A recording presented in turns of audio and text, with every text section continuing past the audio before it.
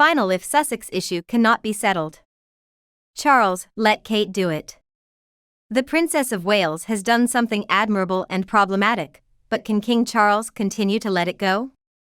The benefits of being a princess in 2023 are pretty obvious, even to the untrained eye. The multiple gorgeous homes, including a 4-story, 20-room townhouse on the most expensive street in the entire world, Kensington Palace Gardens, provides access to many priceless jewels which you can carry to Tesco and also take a ride in the royal helicopter every other Tuesday. But there is one advantage enjoyed by the Princess of Wales, which is mostly undetected. I'm talking vacations, but tragically these days vacations for Cathy or Johns on Caribbean beaches, all blue water and drinks with umbrellas in them.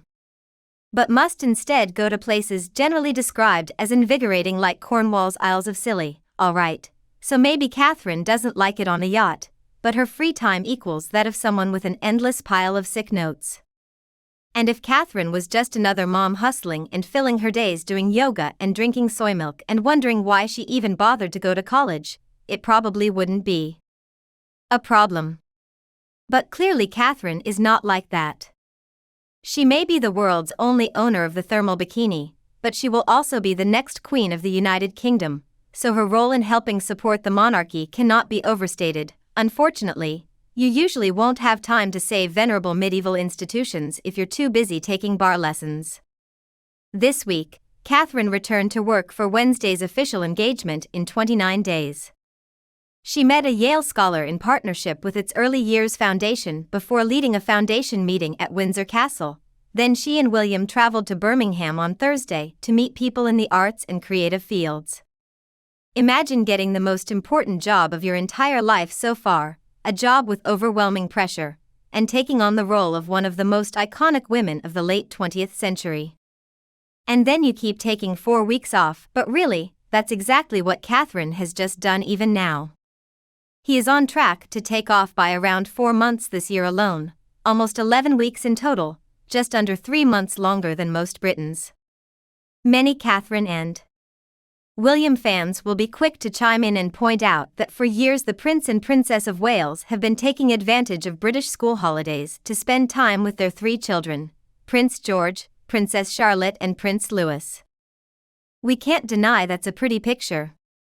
Future king and queen take time out to spend their days finger painting and bonding as a family, an approach we can relate to given that William became a parent. Like many broken homes products, he is adamant that he wants to give his children their whole childhood and we can look up to him.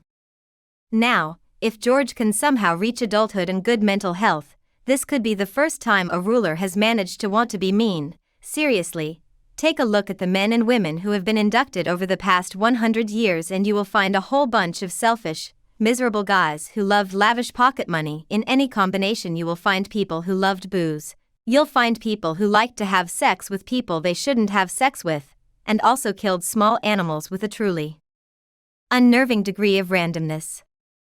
So we can understand why William and Catherine are doing everything in their power to avoid this fate for their children. Not only do they have to help their eldest son understand how to be a healthy king, but also help their 2 younger sons to understand how to leave important lives even if spare parts are born. But the problem is that Catherine has taken up so much time on her job lately. I mean, I don't even know how he would remember his job, computer password. There are 16 weeks of vacation in the year at Lambrook, the private school the 3 children started attending after the family moved into a house on the Windsor estate last year. If Catherine continues that pattern that we've noticed of taking long vacations to play with her children, or perhaps teaching them the proper way to discipline a waiter, then that could be a problem for her father-in-law and overlord, the King Charles. One of the oft-repeated jokes about the secular queen was that she once said, "Now I have to be." It sounds like the kind of motto that would make it the toast of dinner parties for people who love horses, but there's more than a grain of truth to it. Perhaps the most important thing the royal family needs to do is show up at the House of Windsor to survive so the monarchy continues in the age of driverless flying cars and just-in president goodness. Then they must remain a visible and constant presence in the front page audience's field of vision, showing them out and about doing their wonderful work.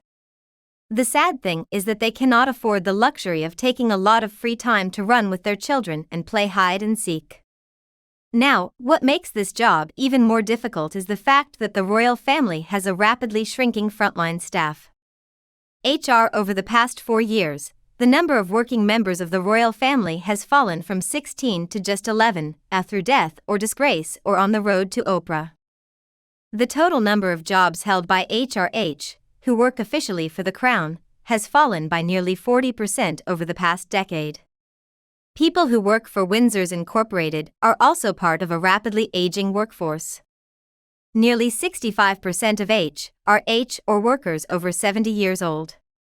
The Duke of Kent is 87, then Princess Alexander is 80, and both still undertake occasional official engagements despite being very close to 90. Currently, Charles is desperately trying to portray the monarchy as a major investment of around $1.6 billion a year in funding that would otherwise go straight to the government. He has to convince people that they are for the good of the UK as a whole, that they are not just this curiosity, that it is good enough to attract American tourists, and if they want to do that, they must be there. They have to go out. Signs to ensure there is no new hospital service or UK motorway flyover or badminton court opened by anyone other than them. Unfortunately for William and Catherine, what they can't afford is missing out whenever their children have free time at school. Understand that they want to enjoy this moment with their children, but they also have to consider the monarchy. It's William and Catherine time. If they really want to do their part to keep the whole mansion business afloat, they have to resign themselves to the sleight of hand. They have to find some kind of balance between their career and their family. Just as billions of people around the world have to do every day. Above all, they need to be seen. They need to be seen doing all the hard work the public expects of them and coming back for a lifetime of unimaginable privilege. He may have one of the most prestigious titles in the world, but it's a job he can't do from home, and he can't afford to try a part-time job. It's time to put on one of her pantsuits and a nice pair of pumps and go out and open something.